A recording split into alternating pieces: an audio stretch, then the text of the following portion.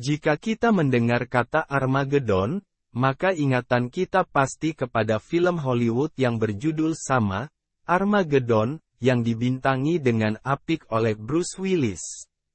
Dalam buku ini juga dicuplik sedikit mengenai film tersebut pada bab 6. Namun bukan film Armageddon yang dibahas mengenai teori konspirasi. Presiden Amerika Serikat yang memimpin pada tahun 1981 sampai tahun 1989, yaitu Ronald Reagan berpegang teguh pada pandangan dan penafsiran Gereja Ortodoks Arab, mengenai kedatangan kembali Sang Mesias yang nantinya ditandai dengan adanya Perang Armageddon. Sehingga entah ada hubungannya atau tidak, yang jelas perdagangan senjata menjadi lebih marak di tingkat global. Contohnya adalah belanja senjata di Taiwan yang mencapai angka 12,3 miliar dolar, Arab Saudi sebesar 8,4 miliar dolar, dan Korea Selatan 5,3 miliar dolar.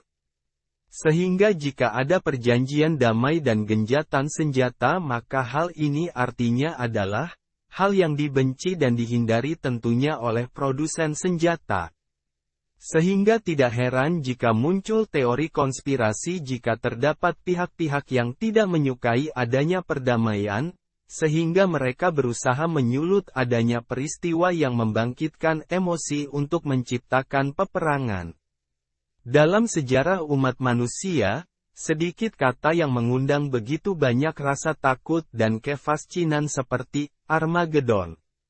Berasal dari kata Ibrani, Har Megiddo, yang berarti Gunung Megiddo. Kata tersebut melambangkan peristiwa kiamat dengan proporsi apokaliptik, seringkali dikaitkan dengan akhir dunia atau pertempuran terakhir antara kebaikan dan kejahatan. Di berbagai budaya dan tradisi agama, konsep Armageddon telah tertanam dalam mitologi, kitab suci, dan folklore. Dalam eskatologi Kristen, itu mewakili klimaks sejarah, di mana kekuatan kegelapan bertabrakan dengan kekuatan cahaya dalam konfrontasi epik, menyongsong kedatangan kedua Kristus dan kemenangan terakhir kebenaran. Demikian pula, dalam tradisi Islam, Armageddon, dikenal sebagai Malhamah, digambarkan sebagai pertempuran besar yang mendahului hari penghakiman, di mana orang-orang yang benar akan keluar sebagai pemenang di bawah pimpinan Mahdi. Daya tarik Armageddon meluas di luar narasi keagamaan, meresap ke dalam budaya populer melalui sastra, film, dan seni. Banyak novel, seperti The Road, karya Cormac McCarthy dan On the Beach, karya Neville Shute, menjelajahi akibat peristiwa apokaliptik, berhadapan dengan tema-tema kelangsungan hidup, keputusasaan, dan ketahanan manusia. Film-film Hollywood seperti Armageddon dan Deep Impact, membayangkan bencana global, mulai dari dampak asteroid hingga keruntuhan lingkungan, memikat penonton dengan spektakel kehancuran dan kepahlawanan.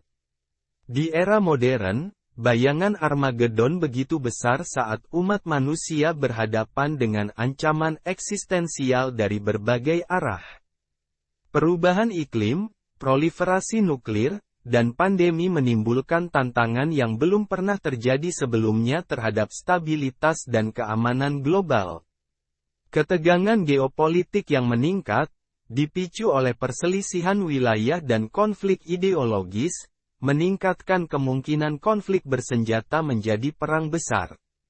Di zaman kemajuan teknologi, penyebaran kecerdasan buatan dan bioteknologi menimbulkan dilema etis dan pertanyaan eksistensial tentang masa depan umat manusia. Namun, di tengah bayangan ketidakpastian dan kekhawatiran, ada cahaya harapan. Sejarah umat manusia dipenuhi dengan kisah-kisah ketahanan, inovasi, dan kerjasama dalam menghadapi kesulitan.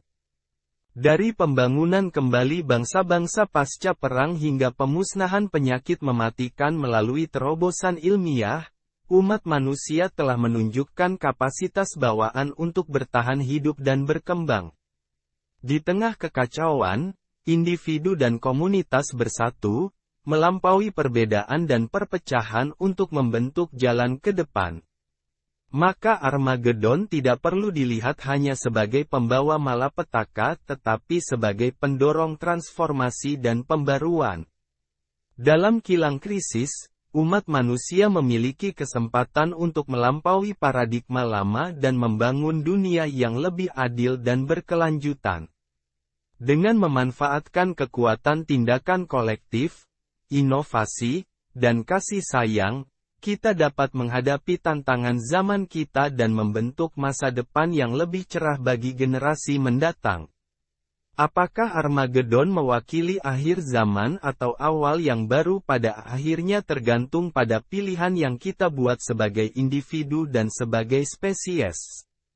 Saat kita berdiri di ambang masa depan yang tidak pasti, marilah kita memperhatikan pelajaran dari masa lalu dan merangkul tantangan hari esok dengan keberanian, kebijaksanaan, dan harapan.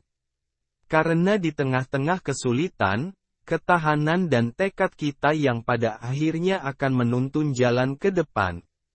Konspirasi Armageddon telah lama menjadi subjek kontroversial yang memicu debat panas di kalangan masyarakat. Dari teori-teori yang mengklaim bahwa kehancuran dunia direncanakan oleh elit global hingga keyakinan akan kebangkitan makhluk supranatural, konspirasi seputar Armageddon menyajikan gambaran yang serba misterius dan menakutkan. Namun, di balik tabir keanehan dan fantasi, pertanyaan yang mendasar tetap muncul. Apakah benar di balik konspirasi Armageddon, atau semuanya hanyalah khayalan?